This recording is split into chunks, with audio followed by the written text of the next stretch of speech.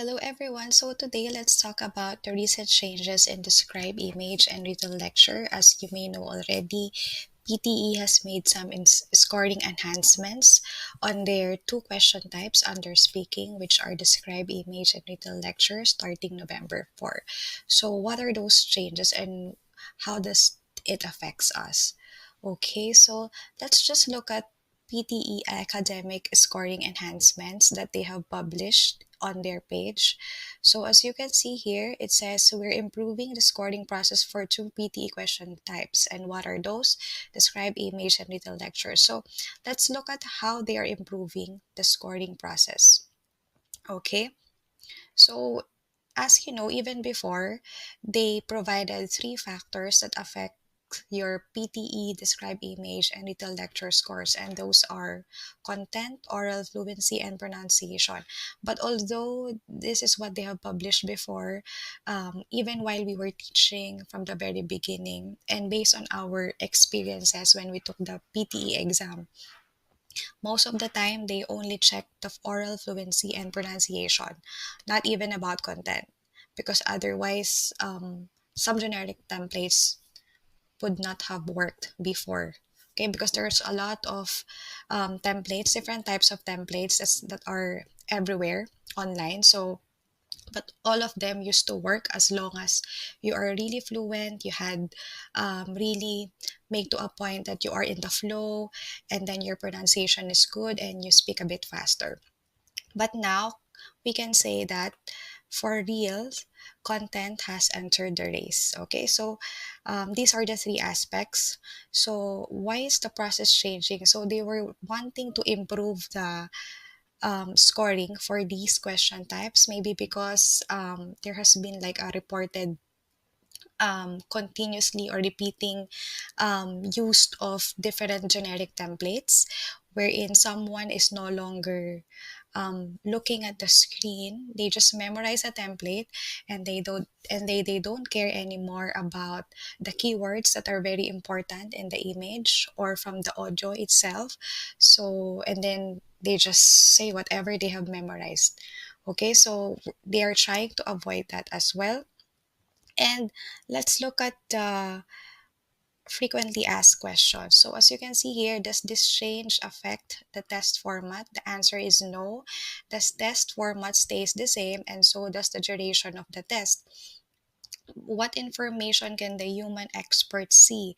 Okay, so the human expert doesn't know anything about who wrote the response. They can see your picture. So you will still not be judged in a subjective manner. It's still objective because they can only look at the response and nothing else. So I think you should be at peace with that. You should feel more comfortable with that. Will my accent now be judged by a person? So the answer is still no. Even before, they are not judging or uh, they don't have like a specific bias of the based on a human's accent or based on the test taker's accent. Okay, so the human expert rater will only consider the content aspect of your response. The other two aspects, oral fluency and pronunciation, will continue to be scored by the AI only. That means you can continue to be sure that your accent will not be judged by anyone.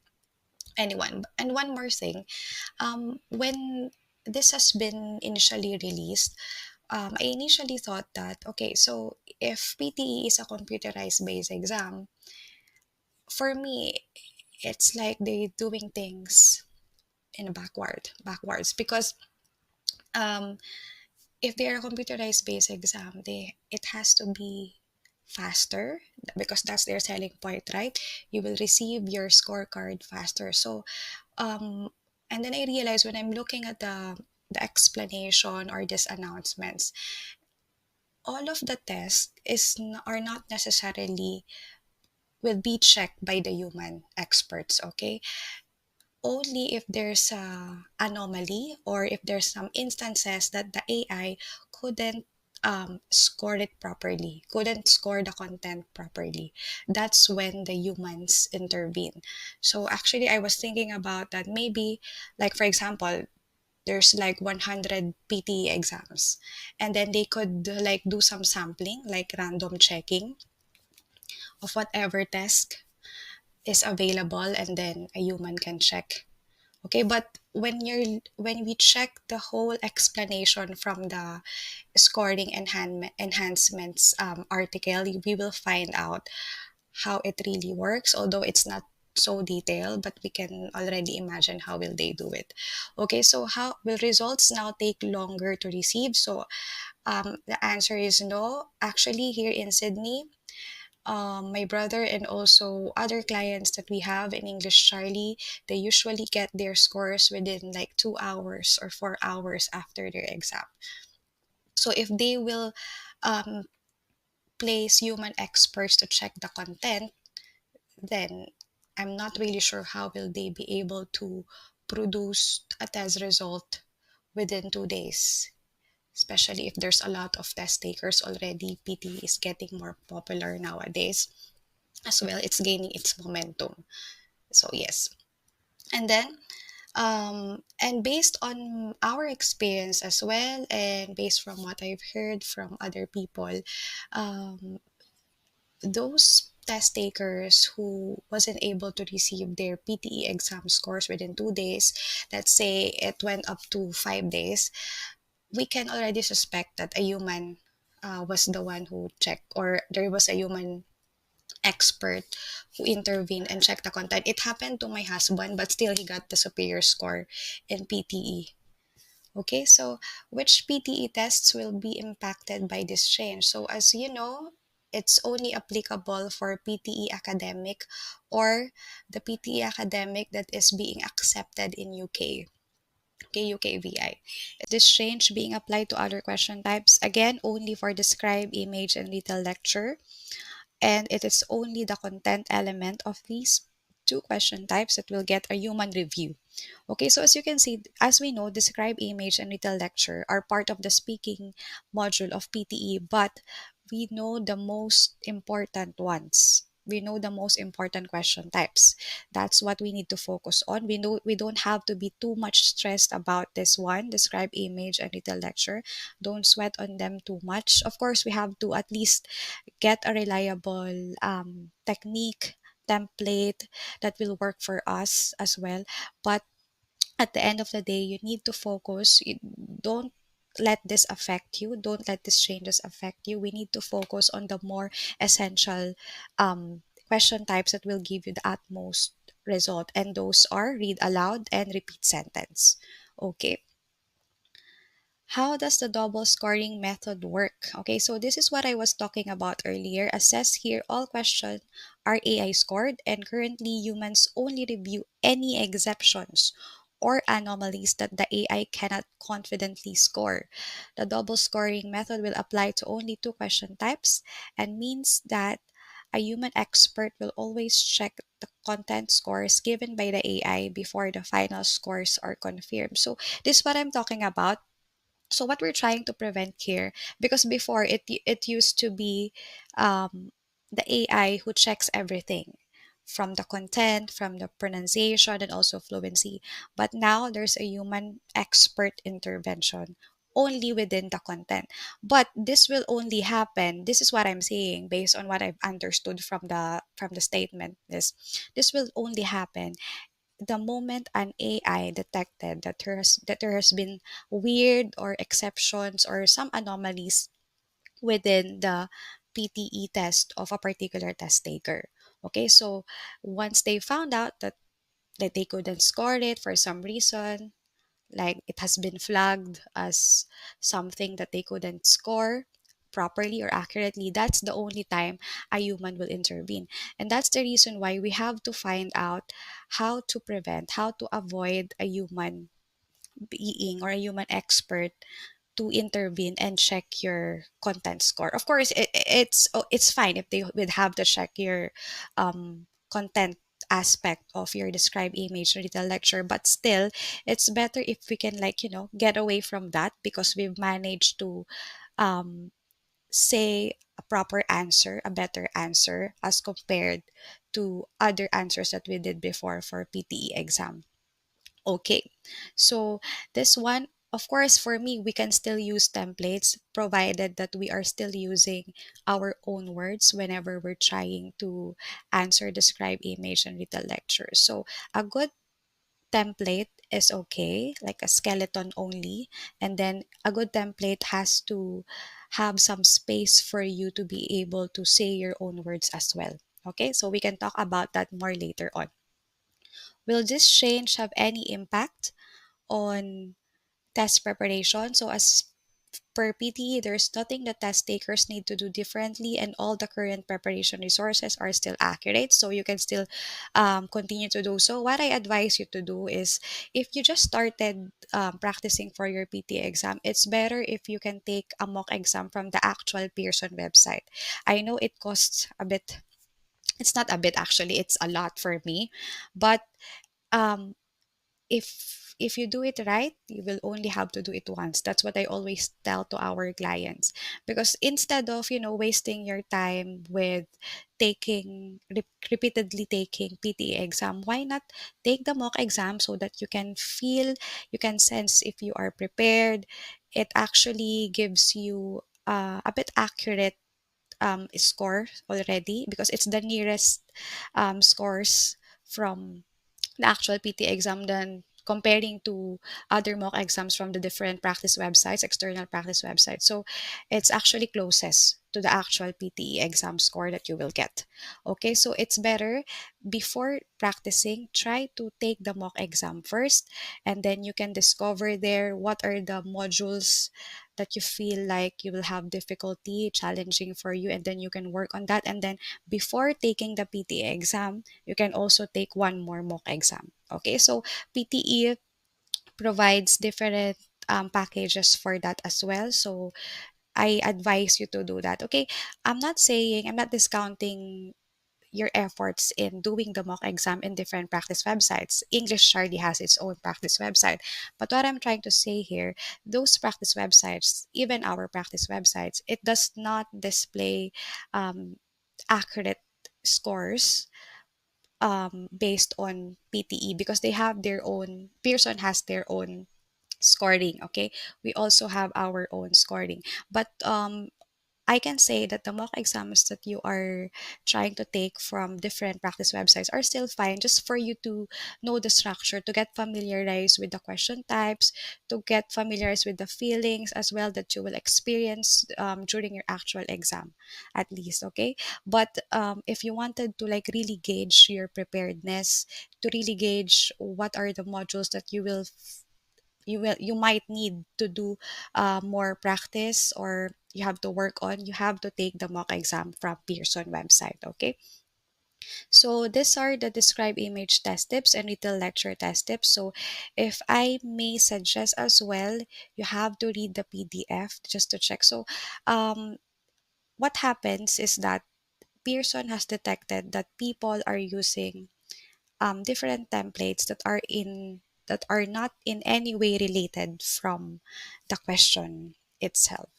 So that's one of the things that triggered them to check, to have a human expert check these two question types. Okay, and then the last question was, how how do the changes affect the machine score service? PTE continues to offer a machine score service for test takers who would like to appeal their score. So this is for those people um, who felt like they were scored unfairly, so they can still have their chance to appeal their score. Okay, the rescore process has always repeated the original scoring process and will continue to do so. This means that for all new scores, both a human and machine will score the content of the scribe, image, and retail lecture. All right, so that's it. So now, after talking all about what PTE has published, what are the essential tips that we can do to still be able to get our desired score for PTE exam for the scribe, image, and retail lecture? But again, let me give you some confidence. Although you might not be able to um, ace these question types, like you mess up a bit, that does not mean that you will not get a superior score. provided that you manage to like do well on your read aloud, repeat sentence, and a little bit of answer short question, then I'm pretty sure you'll still get your desired superior score. But of course, it helps if we can prepare at least for these not so important topics, which are describe image and read the lecture. Some of the examples that Pearson has provided as poor sample answers in describe image. So this is the one that really strikes me the most. So as you can see here, this is the image, this is the given image. And then the answer was, this is a very informative and interesting picture. I think this is okay, but there was no title. It doesn't even mention about that it was the sightings of dolphins and whales in the bay. And then it says here, it shows 2017, it shows 2018, it shows 2019 and 2020. So as you can see, this is more of keyword type of template, but it doesn't mean anything. It shows numbers of sightings, it shows sightings of dolphins, it shows dolphins. So repeatedly talking about dolphins, but without any description. It shows whales, it shows that the data is increasing and decreasing to different levels. That is the end of my task. So thank you very much for listening to me. Okay, so this is a very poor answer for content, because it's, I mean, for PTE, it's clear for them that you didn't even make an effort to at least interpret the data. You didn't mention about this one is the highest, this one is the largest, nothing like that. It just says here, it shows that the data is increasing and decreasing, that's all. But you didn't mention which data.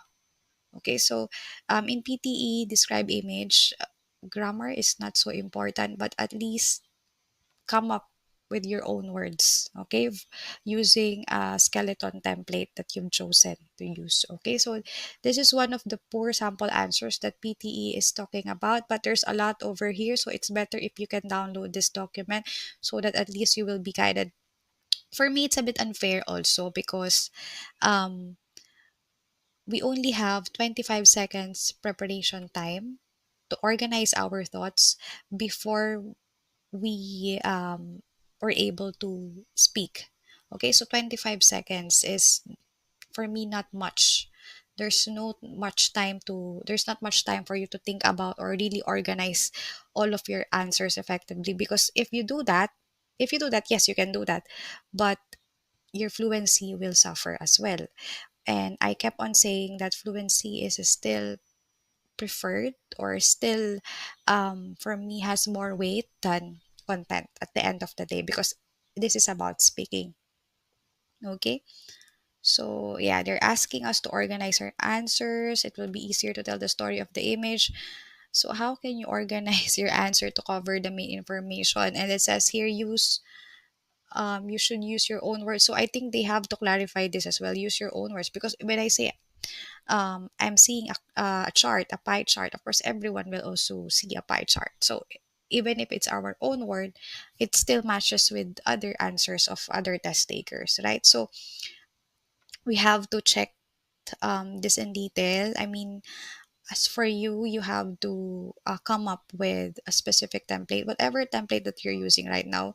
Revisit it, review it. If it's not so much templated, meaning to say there's not much a lot of words, but there what was the template that was provided for you is just a skeleton template where you can still add your own words. Okay, all right, so that's for describe image. Now let's look at retell lecture. The retell lecture provided by Pearson or PTE for PTE academic exams. So better have to check this one before taking your PTE exam.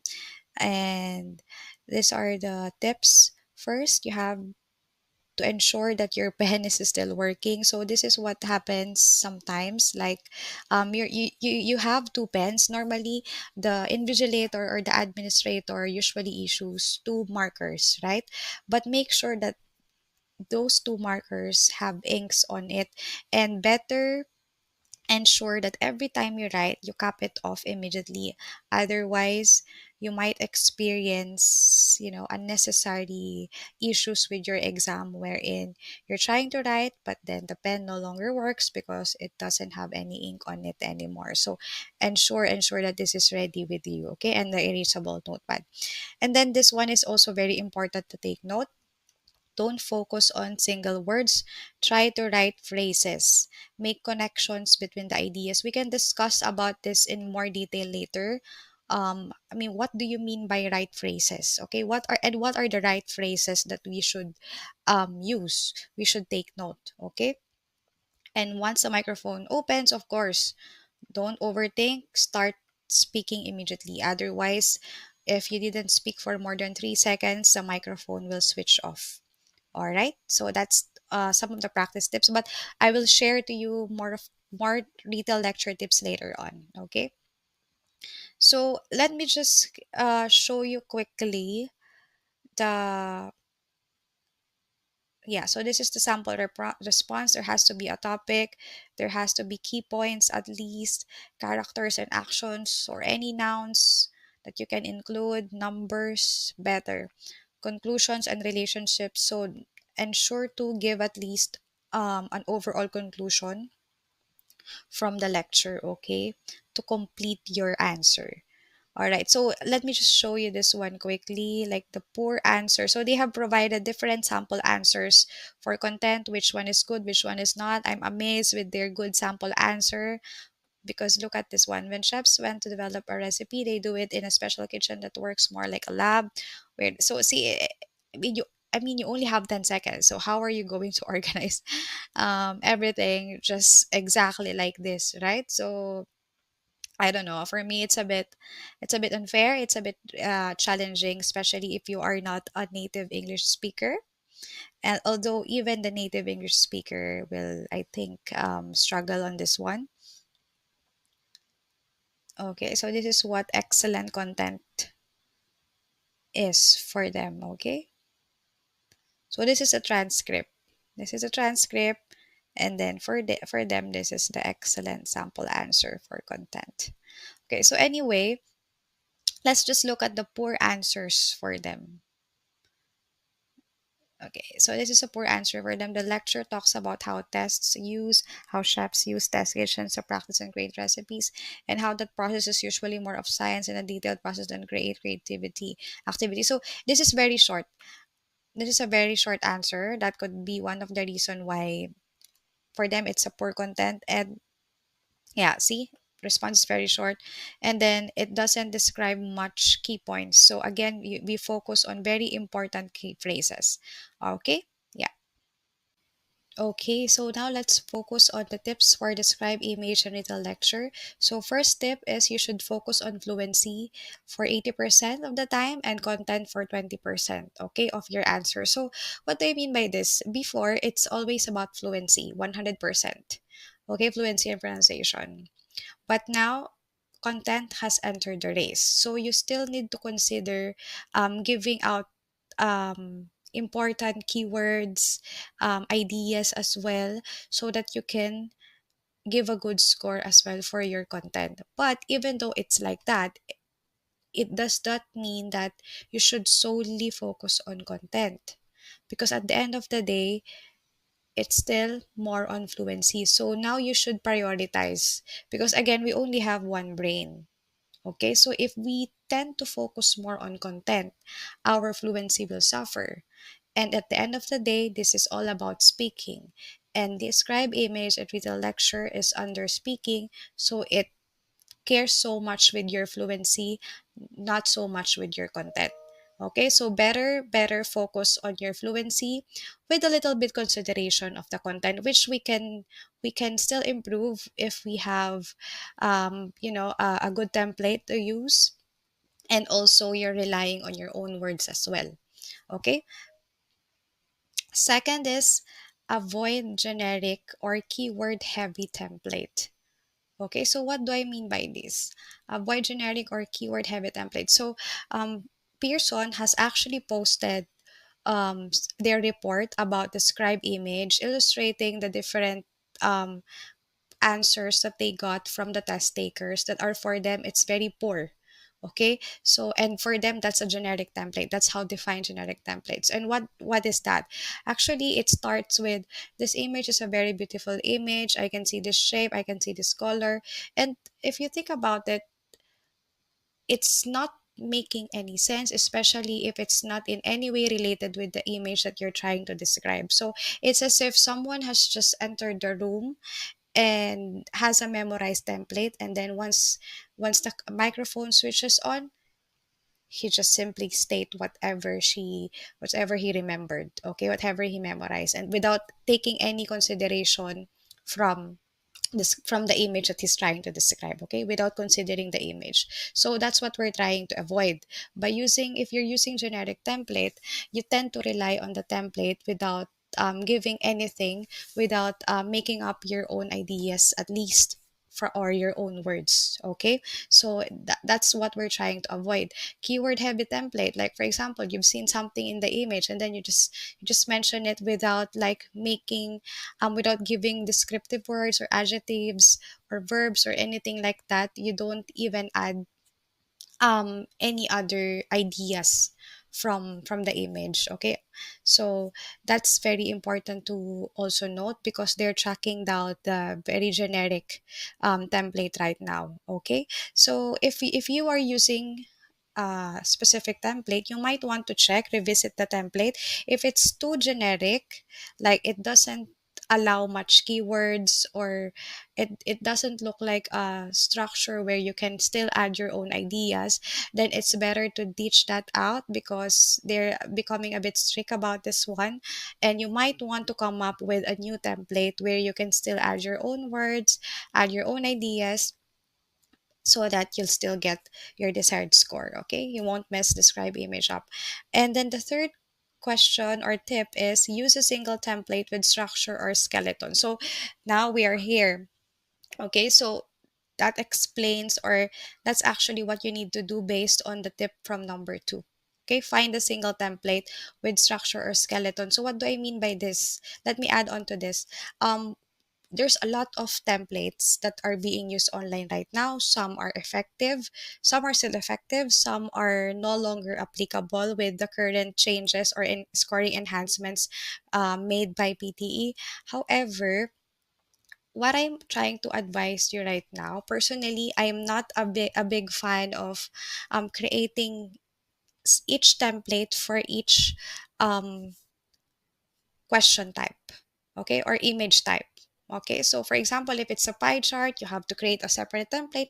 And then if it's a bar graph or a line graph, then you also have to create another one. If it's a diagram, then another template. So it exhausts you. It will just exhaust you. And at the same time,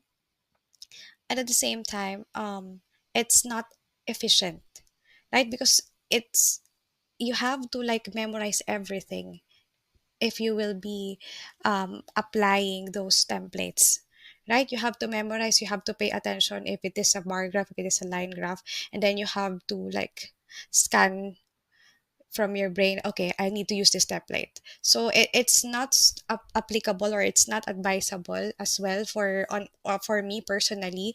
I recommend you finding out which particular template will suits you best, okay, and then use it from whatever different question types you will encounter from the scribe image, okay. So make it a bit general for every question or image type you will be encountering on your PTE exam, okay. It has to be structured, it has to be a skeleton like template where you can add your own words, but it doesn't have to be so specific with a particular um, image type, because otherwise you'll just get lost during your actual exam, okay. Fourth tip is, never worry about the grammar. So I know that I wanted to emphasize this to everyone, because although you may already know this, but even before, PTE speaking does not care too much about the grammar. And you know that. When you look at the different aspects of their scoring, there's no such thing as grammar. Only fluency, pronunciation, and content. But grammar, it does not exist for them. They don't care about it too much. And we know that the module where grammar is most important is in writing. So that's where you become so cautious, so careful with your grammar. But for the PTE speaking, especially for the scribe image and retail lecture, don't worry about it. Because if you worry too much about your grammar, your fluency will suffer. You might feel awkward to say something, to say some words from the image or from the audio because it's not grammatically correct, right? That's what you'll do, and that depletes your chances of getting a higher scores. That depletes your chances of getting a fluent of getting your fluency at its highest level when you're answering the question. So never ever worry about the grammar. I'll show you some examples later on about how to approach describe image and retail lecture. Okay, so that's it. Of course, it's better if you can if you can still maintain your grammar. But if you try to maintain your grammar with a little time that you have, your fluency will suffer. Definitely. Especially we are not a native English speaker here, and it's difficult for us to like come up with a super organized content with the given time frame that we have provided. So I don't think it's really possible. And good thing PTE has made it clear that they will not check the grammar. Okay, only the three aspects, which are fluency, most important, pronunciation, and content, which is not so much important. Okay. Fifth tip is it's okay to misinterpret, but focus on talking about the image. So what do I mean by this? Like for example, there's an image, and then and it's talking about a population. All right, and then we can see that the population, based on the image, the population of China is bigger as compared to other countries. But then maybe you're a bit nervous, you're a bit anxious, you misinterpreted the data. You suddenly said that I can see that Philippines has a bigger population than China. But it's not true. It's not true. But it's okay. It's okay to misinterpret. Of course, I won't advise you to do it intentionally, but it's okay to misinterpret. It doesn't care about what comparison did you do, for as long as you used your own words. Okay, you use your own words. You analyze it a bit. You tried your you made an effort to analyze the image based on how we interpreted it. Okay, so that's it. Again, don't do it intentionally, but it's okay to misinterpret because we don't have much time to analyze everything. But you can focus, but when you're looking at the image, try to focus already. I mean, try to check which element is the highest, which one is the lowest, because that's the most obvious one. Okay, never worry about the middle age or middle level data. Okay, and then sixth tip would be try to speak more than 20 seconds with the ideal range of 25 to 30 seconds to get a high score. This is absolutely true. So if you're aiming for a 79 plus score, it's better if you can try to speak more than 20 seconds. Before, when we were doing the PTE exam, it's not so important because as I mentioned, now content has entered the race. So if that's the case, you have to try to speak more than 20 seconds because it matters. The length of your answer matters now for PTE. Before, it's not like that. Even when I was doing the exam before, I think 10 to 15 seconds is enough for me to click next. As long as I managed to answer fluently, in the right speed, it doesn't matter how long I've answered, I can already click next because I know I already got a good score from that question. Okay, but now it's not like that. Content is being checked. So the advisable or recommended length should be, especially if you're wanting to have a higher score, is 25 to 30 seconds. Okay, so try to make it a bit longer now. All right, so that's it for now for the tips for describe image and retail lecture. I'll show you some examples later on what I'm trying to talk about the single template with structure or skeleton, and then the fourth tip, which is never worry about the grammar. So I'll show you how to do it in the next videos. Okay, thank you so much and have a good day, everyone. Good luck to your PTE exams.